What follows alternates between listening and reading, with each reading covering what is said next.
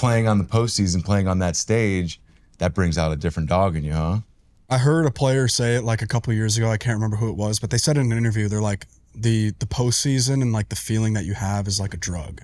It's like when you get that feeling of success in the postseason and, you know, you're in that moment, the stadium's going crazy and like, it's almost like you're numb and like you have no idea what's going on. It like, I can't even like put it into words. Like, and you guys went through it obviously here, but it's such a good feeling that that's all you want. You want everything that you do in the regular season to get back to that point in the postseason, to have that feeling again and have that opportunity, because it is so awesome.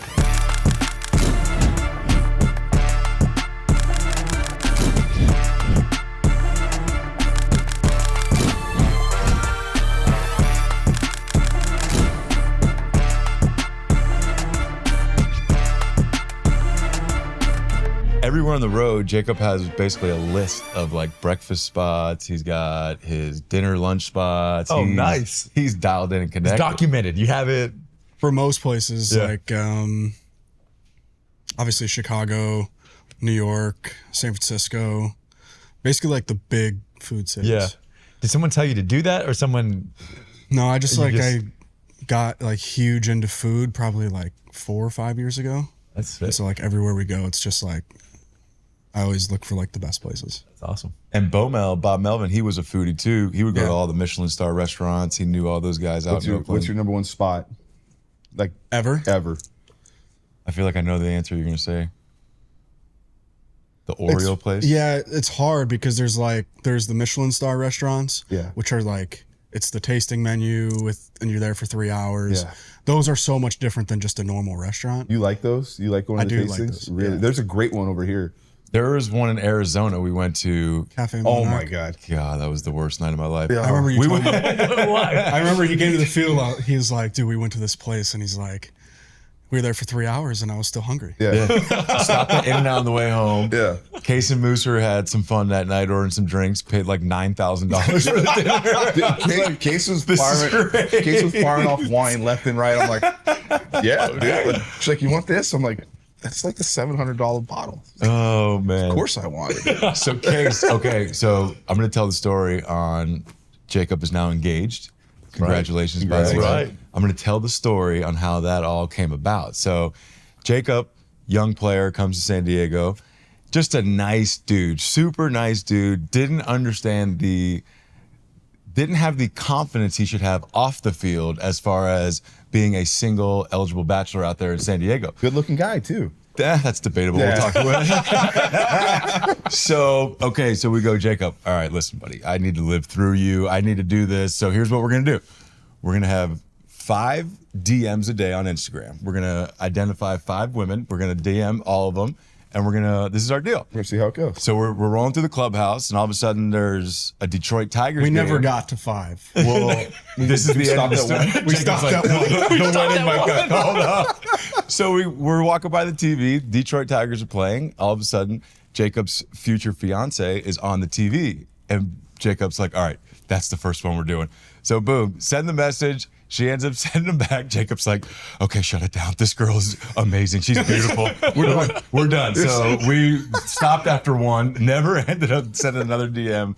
But I tell you what, I was telling these guys before, what's so unique about your career is the COVID season, obviously unfortunate what happened, all that type of stuff, but kind of worked out in your favor baseball-wise because you can probably tell the story, but we were at the complex every day for about 2 months. Yeah, I had just gotten traded over from Tampa the previous offseason and like had never been in the big leagues with them. Got put on the 40-man for the first time and I'm like, in a new place, I know absolutely nobody outside of like maybe one other guy. And just in spring training, like started, I'm like, I don't really know if I have a chance to make the team. I'm like, Toddy's the starting shortstop, Manny's the starting third baseman, Profar's the starting second baseman. I'm like, all these guys have played in the big leagues. Like, all these guys are superstars. I'm like, I don't know. I'd love to be on the team as like a bench guy and like just like find my way. It's a tough infield to break into. Yeah. Yeah. And then COVID ends up happening and, everything shuts down there in, I think it was like early March.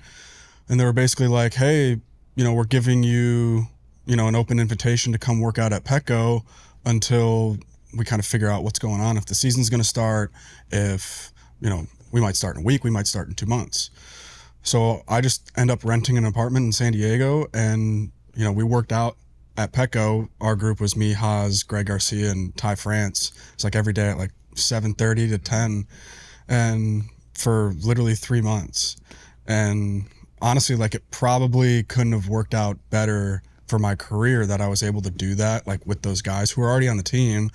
I wasn't even on the team yet, and go through the whole COVID camp thing. And I just remember waiting at Angel Stadium after we played that exhibition game until like 1 a.m, just like sitting there, like AJ and Jace Tingler, our manager at the time, are like talking to everybody, and I'm just like sitting there in the dugout, and I'm looking at the clock. I've been waiting for like an hour and a half, and finally they told me I made the team. That's sick. That's awesome. That's awesome. So literally that happened within a year. You're an all-star, back-to-back all-star, paid. I mean, talk about late bloomer, because at that point in time you got called up. Super hard for a player that age to get a long-term extension like you did. But one thing we always talk about here is how playing multiple sports helps athletes, especially young athletes. Yeah. How much hockey, you played hockey growing up, that had to have helped tremendously. So much, man. I think like just like more, I mean, yes, like the physical stuff, like being strong and like in your legs and the other things that it provides, but just like the mentality that from hockey that I would bring to baseball. And it's kind of hard because like the game's moving so fast in hockey, and baseball is kind of, you're backing off, but you got that small window every pitch to kind of like get into that mode. But I've been seeing it more and more. Like, I think there's a couple kids on the Twins that played hockey and are left-handed, and like they've been talking about it, and it's kind of crazy. Like all the hockey players who are in Major League Baseball are left-handed hitters. Yeah. A lot of people don't know the Moose was a quarterback, got some offers. Yeah, I played quarterback. You had what was it, Michigan State or something like that? They were sending you letters? Yeah, a couple letters here and there, but I mean, I could throw it a little bit. From like from a mental side, I know when you're young, you're not thinking mechanics or anything like that, but like when you get closer to high school, is it good to like, when you're playing a different sport, you're just mentally not thinking about baseball. You're now being an athlete playing hockey or playing football. I mean, you think about when I mean, I won't speak for you guys, but when you played as a kid, it was like the fun about it. Obviously, you saw some of your teammates as kids who took it a little bit more serious than others, but just the camaraderie, the fun. You're playing hockey, and then some guys basketball and some guys golf, and just the camaraderie with it. Older you get a little bit better. You notice you're better. People start talking. But my question for you guys is this: what do you say to a kid who's like, I just love baseball, I don't want to play football, I don't want to play golf, I just love baseball? Should a parent, let's say your kids, should you encourage them to play another sport?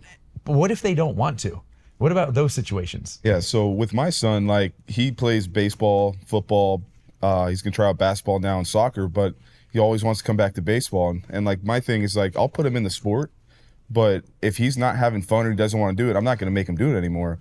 So like, whatever he wants to do, I'm good with. So if a kid just wants to play baseball, like, that's awesome. But forcing your kid to do something that they don't want to do, like, kind of, I don't really like that very much, if that makes sense. Is that like at that point in time when you want to focus on one sport, is it like, all right, well, season's not year round, we're still going to take time off, we're going to maybe focus now on conditioning or strength training, try and get a little stronger to build up for that season?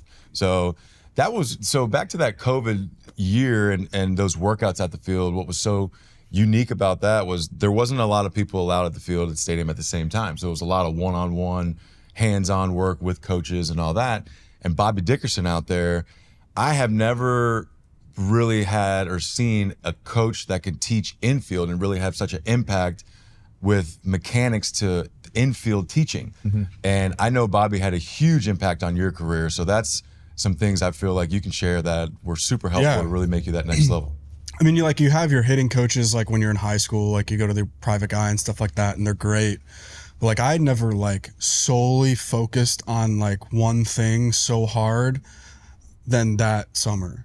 Because it was like when I was in high school, like talking about the multi-sport thing, it was like I would play hockey, and then when hockey season was over, I'd play baseball. And then when hockey season started back up, like baseball was done. And when you get to college, you got 36 guys on the team, and there's people going all over the place, and they're trying to teach you, 3 coaches.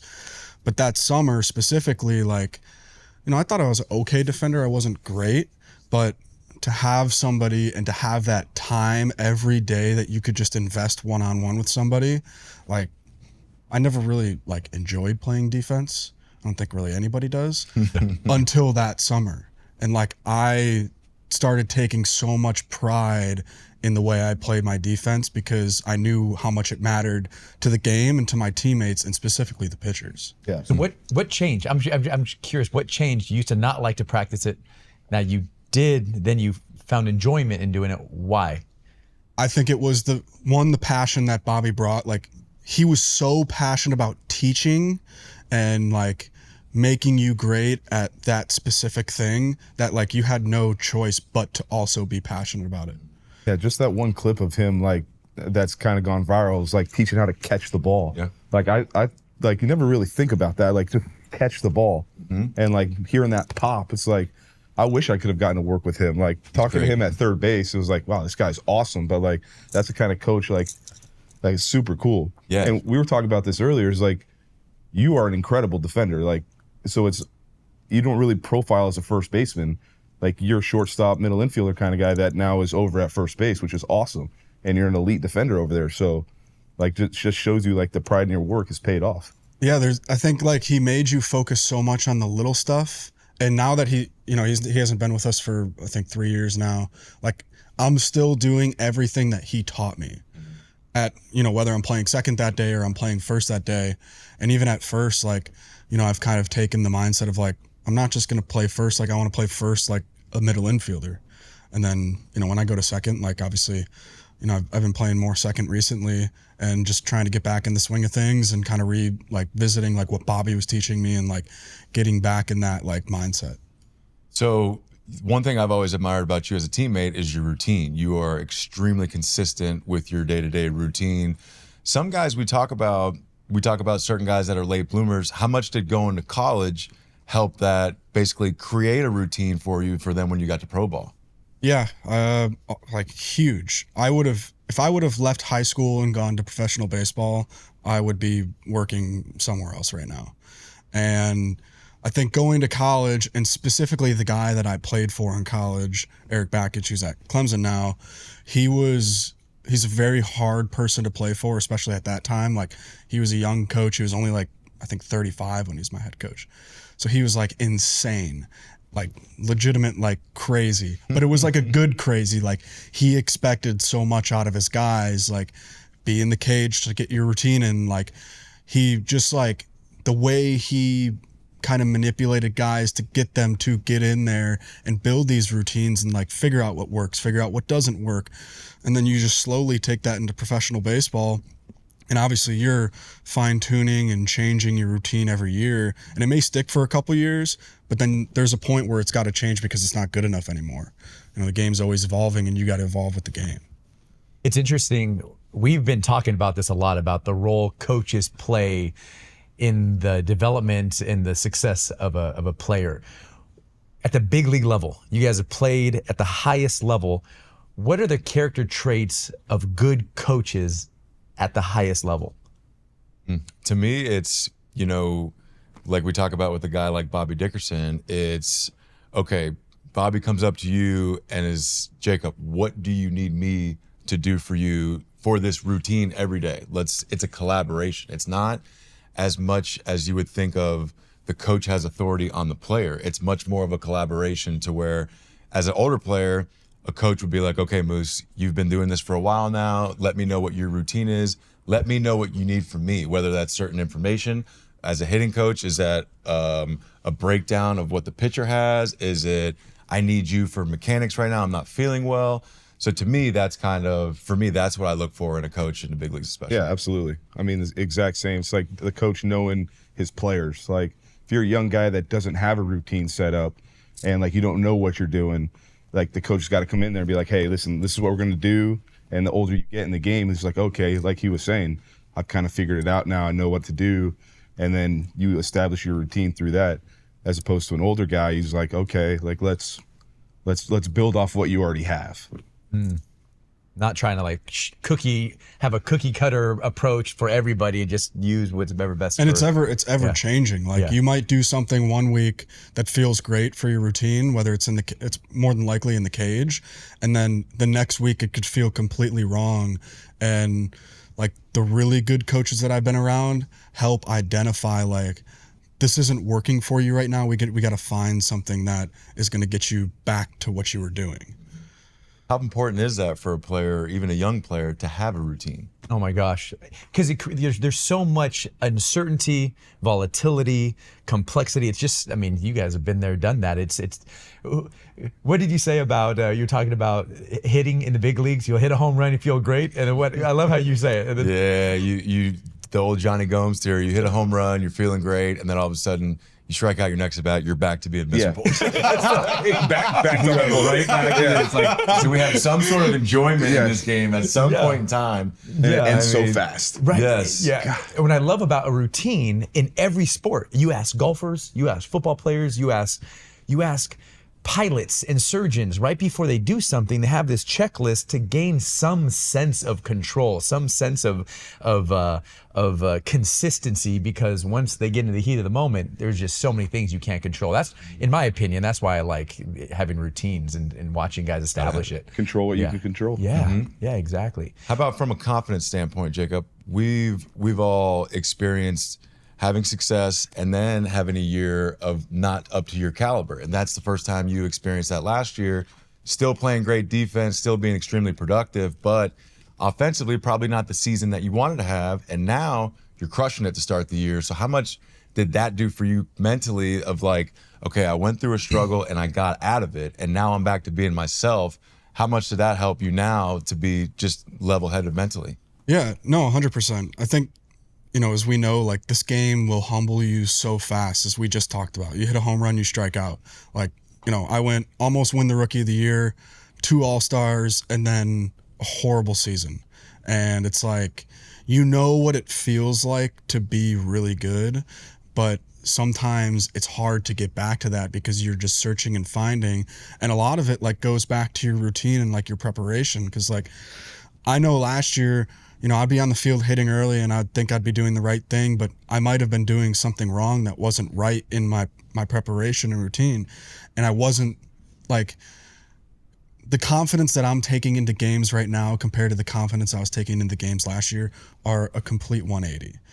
And a lot of it just has to do with like my preparation. Like it's so catered towards 7 o'clock and being ready for that. Like it's great to feel good at 3:30, but if you don't feel great at 7, like you're not doing something right in that time.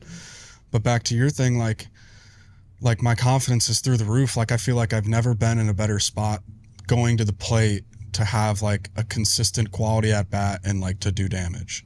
That's a good place. That's to awesome. Be in. Great place. And a lot of that is like, you know, my last year didn't end the way I wanted it to with the broken wrist, but at the same time, I've said it before, like it was almost a blessing in disguise, because at that time there was like a 40 or 50 game stretch where I was back to my normal self.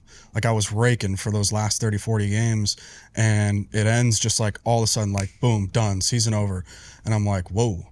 And I think it made me really like go back and like really find out what was going wrong. Because if I would have finished the season continuing to rake, finish maybe somewhere pretty good, I would have kept doing the same things in the offseason and never made a change. And like I completely, you know, that day, like I just went back and completely broke everything down, you know, opened up the hood, like what can I fix? What can I get better at? What are the best players in baseball doing? Like, can I do that? And like I experimented a lot. I talked to a bunch of different people, you know, worked on my mental game a lot, you know, and honestly, like you do all that work and you go to spring training and it cannot work. And that's the hardest thing is like, you're like, man, I feel so great in the off season. I'm hoping it works in spring training and I'm hoping it works on opening day. And it didn't work for me on opening day. And I was like, man, I just did all of this and it didn't work. And Victor Rodriguez, our new hitting coach, came up to me the second day of the season in Korea and he was like, hey, I got these 2 drills that I want you to do. He's like, you can fully buy into it. We can do it today and you can be done with it, or we can do them for the whole season. And I did these 2 drills and I ended up going 4 for 4. And it's great when you see that result the day you do those specific things. And those are the only 2 drills I do every day now. Yeah. So Jacob was my guy for understanding what data, what a lot of these new analytics, what it all means, right? Because we never had that coming up, right? Yeah. And I'm just not that smart at the end of the day. So he was my guy. So let me ask you this: for a lot of the young athletes now, specifically baseball as well, did you use any kind of data to help you figure out what kind of mechanical change you wanted to make in your swing, or is it solely like a feel thing, or someone identified, hey, this is what I think you did wrong, we need to get back to doing this again? I think there's, I was in Tampa when Justin was there, and like there's so much information, even in the minor leagues, like it's crazy. And sometimes you don't know what to do with it. And I mean, they did a really good job of like integrating different things that you can look at that will help you perform on the field. And now I'm in San Diego, and this offseason when I'm looking at all of these different things, like I understand what everything means, but like at the end of the day, like you can use all of these numbers to get better, but if it doesn't feel good when you're doing it, it's probably not going to work. So, there's a couple different things I looked at, and mostly it was just like side-by-side video of like what I was doing really good before, what I was doing really bad, and then what other really good players are doing that I could probably do. And like, I wanted to hit the ball harder. I used to hit the ball hard, and then last year I did not. And, a lot of it was just, I looked at a lot of really good hitters, specifically a guy that I worked with really early in the offseason, like the first 2 days I hit. And he had like a big rubber band thing on a wall, and he's like, you're hitting like this right now. He's like, you can hit like this, and he's like pulling it really far back and snapping it. He's like, you do things really well that other people wish they could. Let's do them great. And that was like the first time I realized he was like so confident in me, putting that confidence in me as well, that like, you're doing things great, but let's find a way to do it better. And we need to eliminate a couple things to put you in this position that you can really do damage. And, now that I'm in a position that I can do these things and I feel confident every day going in with this like consistent swing that's same every night, I can look at different things, data wise, that like, are my hands in the same position, and it like tracks where your hands are. And like, cause you may not be feeling right. I'm missing a couple pitches just by a little bit. And it's like, no, your hands are higher or lower, like from where they were when you were on this stretch. That. Yeah. I actually really like what you said. I just want to highlight one thing. It's in particular. An analogy that I love is that our brains are kind of like a laptop. The more tabs you have open on the laptop, the slower the processing is. You're just a lot slower. And whenever you give a player or a person a lot of information to deal with, it's just like all these open tabs. And there's this, and there's this, and there's this. And they're trying to focus on so many things that they can't focus on anything. When you have a lot of priorities, you have no priorities. And what I like what you said is the question is always, what do I focus on? And people always ask that. How do I know which information is going to help me? And you said it. The clue is, does it feel good for you? Right. And it might not feel good for that person, and it might not feel good for you in the future. But for me right now, this feels good. I'm gonna lock in. Allows you to close all the other tabs and just focus on this information that works for me. Yeah, that's awesome. Because like when you get in the box, like you have all these tabs open. But when you get in the box, it's like complete, like, okay, now it's just me versus this guy. And it's like, if I'm thinking about where my hands are, like, I don't know how you hit, but like, I'm pretty sure you get in there and you're competing, right? But yeah, like I want to have the screen where the thing's just going across the loading screen. Yeah. I like that. That's sick. The Zed, you went through a big swing change as well, and it was an off-season overhaul. You went to Venezuela to play winter ball. Were you kind of same way, focus on one thing? Well, yeah, each day? like that's when they started doing the shift. I was like, I need to figure out how to hit the ball back to the left side, because my entire career I was a dead pull hitter, hitting homers, but that just wasn't going to play anymore. So like for me, I was like, if I want to continue to play at this level, I need to make a huge adjustment, and was able to do that in Venezuela, which was awesome. But like we hit a couple off seasons ago, And my question for you is like, how hard was it to stick with what you did this offseason? Like, and then that first day, it's like, oh, this ain't working. Like, let's revert back to what I know how to do. And instead of doing that, you like stuck with it. Yeah, it's really hard. I mean, it's one of those things like you want it to work so bad, and you do all this work and you almost expect it to work because you put in so much time. You know, you're hitting, 2-3 hours a day, you're working out, you're getting your body in like the right position to do everything the right way, and it doesn't work. And you're like, but I think you can look back when you're making these swing changes and, let's say that first day or first couple days doesn't work. Like, there's a reason that you did it, and there's a reason that you're doing it, and it feels good for you. Like, it's baseball. Like, that day, like, you may not have just gotten a pitch to hit. Like, that guy on the mound may have been really good that night, and you're like, man, it didn't work. But like, you go back and watch, and like, he just painted everything, and you got nothing over the heart of the plate. And then the next day, it could be completely different. I love that, because as a baseball player, God damn it, me and you were so good at this. We feel like there's a million different problems happening, and usually you think it's something with me, my swing. But like what you just said, it could be the dude just made some good pitches that day, and that's just the game. That's what we play. That's the sport. Yeah. So guys in baseball always talk about how Tampa is super advanced with everything they do. They were kind of the first team to start shifting, analytics, all that type of stuff. So Sua being a process and development coach, you being over there, the reputation that he has with all those players, not only there, but throughout the league. How important is it now to have somebody like Sua, a process and development coach, for your mental game, that you can have dialogue with somebody and voice out what is going on rather than just bottling it all in for yourself? I think it's huge. And, I don't think it specifically has to be with the team, because I feel like sometimes the guys feel like they're afraid to talk to the people with the team, which is completely fair. Like, I get it. Absolutely. Like in Justin's standpoint, like, I was in AA and I was talking to Justin in the cage in the morning in big league camp, like, and it wasn't even anything like, hey, I need to get this off my chest. It's like just getting to know each other and like building that trust. But I think if every guy can find somebody that, isn't a part of their family or isn't like in their inner circle, and it's like somebody that they can talk to throughout the season, and whether it's swing stuff or they're a pitcher and, they want to talk to somebody about, I think this is going wrong. And, it's just those little conversations that like, it may not even be something off the field. It may be something on the field that's bugging you. Like, man, I can't figure out what's going on. And like, just that extra set of eyes that one can give you the confidence to get back to where you were, where you want to be.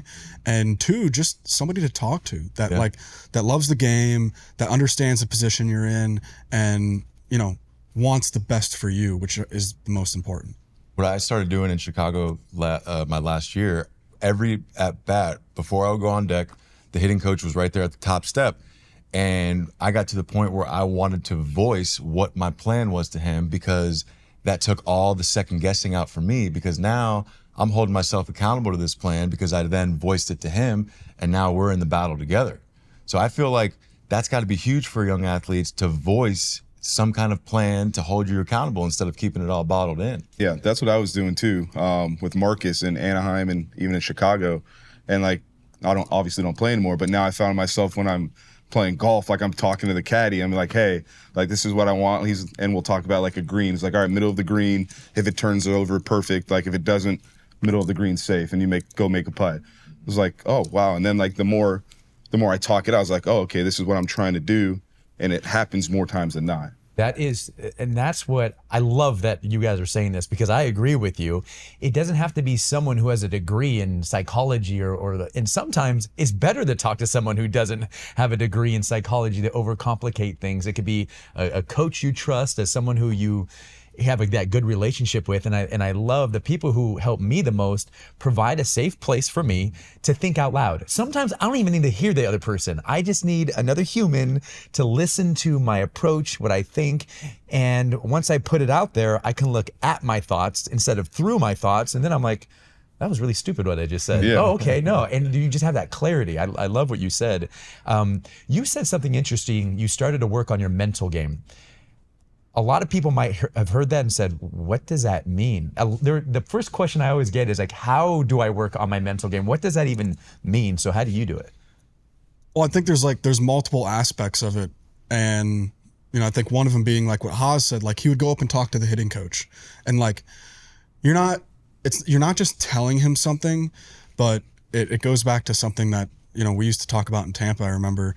But it's like when you're speaking something like, I'm going to sit on this pitch, or I'm going to look up in this zone, or I'm going to try to do this with this pitch. Like you're telling yourself to do it. And it's always like the last thing you tell yourself is what you're going to do.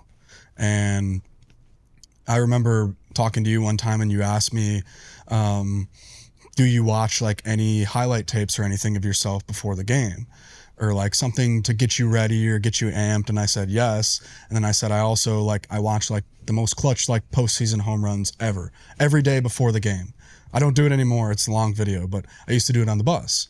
And, that's one thing. Like I'll go and watch if I face that guy a ton before and I've had good success off him, I'll just go and watch every single at bat.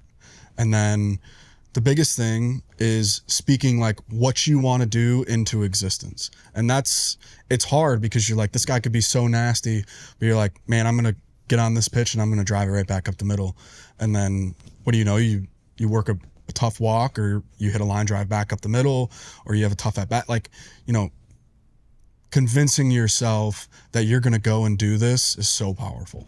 I love that. Those are our best times in the cage. We do our highlight reel, like, oh, that's a homer, and we're sitting there watching it. They were kind of short, but it was awesome. I don't know where it is. I can't remember where it is, but we were playing a club. It might even be Kansas City. So we go into the weight room on the visiting side and we turn on the TV and it shows our starting pitcher just getting absolutely dominated and just getting crushed. And it's just this highlight reel of our starting pitcher, every team just barreling balls. And then we're looking at it and we just had to change the channel.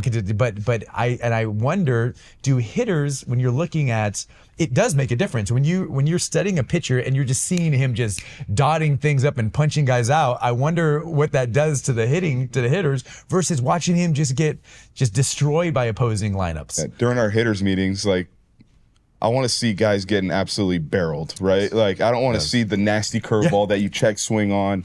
I want to see just barrels. It's like, oh, if this guy's impossible to hit, why are we even going out there today? You're exactly right. You want to be on that side of it instead of showing every pitch that he's dotted. Show me the success that guys have had and where those pitches have been. But how different now? I love that I can ask you this. As a young player coming up, making the team, there's different pressures. We always say there's different pressures for a guy in their first year, a guy in their second year, a guy getting paid, a guy trying to live up to certain things. Do you think that got in your head at all as far as, okay, this is completely different now, I just signed a deal? Did you put more pressure on yourself any type of way or learn from that? I think the thing last year was, sign the contract. I never felt like a ton of pressure to live up to this deal, or, obviously it's there because you want to play well for the fan base. You want to play well for the people who got you in this situation. You want to do all these things. But I think last year specifically, it was like, we had such a good team and it wasn't happening for us. And you want to be that guy so bad that drives in that winning run, that just somehow that might be the thing that just flips the script. And all of a sudden, you've won 15 out of your last 20 games and you're rolling, and it's like all these different things. And I think that pressure of wanting to win so bad, and especially after signing the deal, win for the city, win for the fans. We were so close the year before and it didn't happen. And you're like, man, I got that feeling I want to get back there. We're not there right now, but I want to make it happen so bad, instead of just letting the game come to you and just playing. How cool was it to see the change in San Diego, kind of like we saw here, and I was with you out there, and it went from a stadium that got usually more teams that were the visiting fans to get fill up Petco Park to you guys are second in the league right now in attendance. And I mean, those games are live out there in it's San electric. Diego. It is an electric atmosphere. And you have one of the bigger hits now in the organization's history because you guys beat the Dodgers in the postseason series, and that was obviously huge. But playing on the postseason, playing on that stage, that brings out a different dog in you, huh? I heard a player say it like a couple of years ago. I can't remember who it was, but they said in an interview, they're like, the postseason and like the feeling that you have is like a drug. It's like when you get that feeling of success in the postseason and, you know, you're in that moment, the stadium's going crazy, and like it's almost like you're numb and like you have no idea what's going on. It like I can't even like put it into words. Like, and you guys went through it obviously here, but it's such a good feeling that that's all you want. You want everything that you do in the regular season to get back to that point in the postseason, to have that feeling again and have that opportunity, because it is so awesome. Mm-hmm. It really, like, you do not care about your numbers at that point in time. And I mean, we're all being realistic here. We want to win during the regular season, but you're certainly hoping you're going to have good numbers, and you're definitely looking. The postseason, it all goes away. Everything. Yeah. It's like one of those things. Like I remember that specific year, you know, good year, get to the postseason, you look up on the board, you're 0 for 0, like we're playing in New York, like hostile environment. And that first series, I went 0 for 13 with 6 strikeouts. Like I literally, yeah, exactly. I don't know what was going on. And literally, I was like, and I'm hitting 5th in the lineup, and like I provided no value for us in that series. And like, thank goodness, like, you know, Grisham hit 2 homers that series.